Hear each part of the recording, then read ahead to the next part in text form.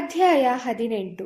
ಶ್ರೀ ಗುರುಗಳು ಭುವನೇಶ್ವರಿ ಕ್ಷೇತ್ರವಾದ ಬಿಲ್ಲವಾಡಿ ಗ್ರಾಮದಲ್ಲಿದ್ದು ವರುಣಾ ಸಂಗಮವೆಂಬ ಕ್ಷೇತ್ರಕ್ಕೆ ಬಂದರು. ಕೃಷ್ಣಾ ತೀರದ ಕ್ಷೇತ್ರವನ್ನು ಸಂದರ್ಶಿಸಿ ಪಂಚಗಂಗಾ ಕ್ಷೇತ್ರಕ್ಕೆ ದಯಮಾಡಿಸಿದರು. ಶಿವ, ಭೋಗವತಿ, ಕುಂಭಿ, ಸರಸ್ವತಿ, ಕೃಷ್ಣ ಈ 5 ನದಿಗಳ ಸಂಗಮವೇ ಪಂಚಗಂಗಾ ಎನಿಸಿದೆ. ಶ್ರೀ ಕ್ಷೇತ್ರದಲ್ಲಿ ಅಮರೇಶ್ವರ ಸನ್ನಿಧಿ, ಔದುಂಬರ ವೃಕ್ಷ, ಶಕ್ತಿತೀರ್ಥ, ಶುಕ್ರತೀರ್ಥ, ಪಾಪನಾಶಿನಿ, ಸಿದ್ಧರ ತೀರ್ಥ ಹಾಗೂ ಕಾಮತೀರ್ಥಗಳಿವೆ. ಅಮರೇಶ್ವರನ ಸನ್ನಿಧಿಯಲ್ಲಿ 64 ಜನ ಯೋಗಿನಿಯರು ಸನ್ನಿಹಿತರಾಗಿದ್ದಾರೆ. ಶ್ರೀ ಶ್ರೀ ನರಸಿಂಹ ಸರಸ್ವತಿ ಸ್ವಾಮಿಗಳು ಈ ಪಂಚಗಂಗಾ ಕ್ಷೇತ್ರದಲ್ಲಿ ಅಮರಾಪುರವೆಂದು ಈ ಕ್ಷೇತ್ರವನ್ನು ಕರೆಯುತ್ತಾರೆ. 12 ವರ್ಷಗಳ ಕಾಲ ತಂಗಿದ್ದರು.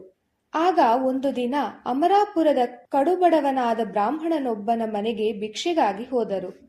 ಸಾತ್ವಿಕನಾದ ಆ ಬ್ರಾಹ್ಮಣನು ತನ್ನ ಮನೆಯ ಅಂಗಳದಲ್ಲಿ ಬೆಳೆಯುವ ಚಪ್ಪದವರೆಕಾಯಿ ಬೀಜಗಳಿಂದಲೇ ಹೊಟ್ಟೆ ಹೊರೆದುಕೊಳ್ಳುತ್ತಿದ್ದನು. ತನ್ನ ಮನೆಗೆ ಬಂದ ಯತಿಗಳನ್ನು ಆದರದಿಂದ ಸತ್ಕರಿಸಿ ಆ ಬ್ರಾಹ್ಮಣನು ಚಪ್ಪರದ ಅವರೆಕಾಯಿಯಿಂದ ತಯಾರಿಸಿದ ಪಲ್ಯೆಯನ್ನೇ ಭಿಕ್ಷೆಯಾಗಿ ನೀಡಿದನು. ತೃಪ್ತರಾದ ಶ್ರೀಗುರುಗಳು, ಅಯ್ಯ, ನಿನ್ನ ಬಡತನ ದೂರವಾಯಿತು, ಇನ್ನು ನೀನು ಸುಖವಾಗಿರಬಹುದು ಎಂದು ಹರಿಸಿ ಅಲ್ಲಿಂದ ಹೊರಡುವ ಮುನ್ನ ಅಂಗಳದಲ್ಲಿದ್ದ ಅವರ ಬಳ್ಳಿಯನ್ನು ಬೇರು ಸಹಿತ ಮುರಿದು ಹಾಕಿ ಹೊರಟು ಹೋದರು. ಮನೆಯಾಕೆಯು ನಮ್ಮ ಜೀವನಕ್ಕೆ ಆಸರೆಯಾಗಿದ್ದ ಚಪ್ಪರದ ಅವರೆಕಾಯಿಯ ಬಳ್ಳಿಯನ್ನೇ ಮುರಿದು ಬಿಟ್ಟರಲ್ಲ ಎಂದು ಗುರುಗಳನ್ನು ನಿಂದಿಸಿದಳು.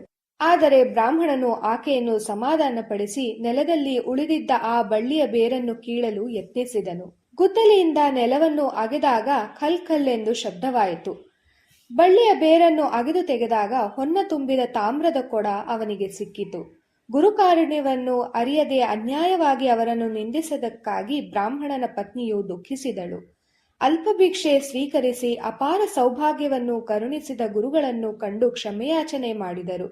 ಶ್ರೀ ಗುರುಗಳು ನಿಧಿ ದೊರೆತದ್ದನ್ನು ಯಾರಿಗೂ ಹೇಳದೆ ಸದ್ವಿನಿಯೋಗ ಮಾಡಿರೆಂದು ಅಪ್ಪಣೆ ಕೊಡಿಸಿದರು.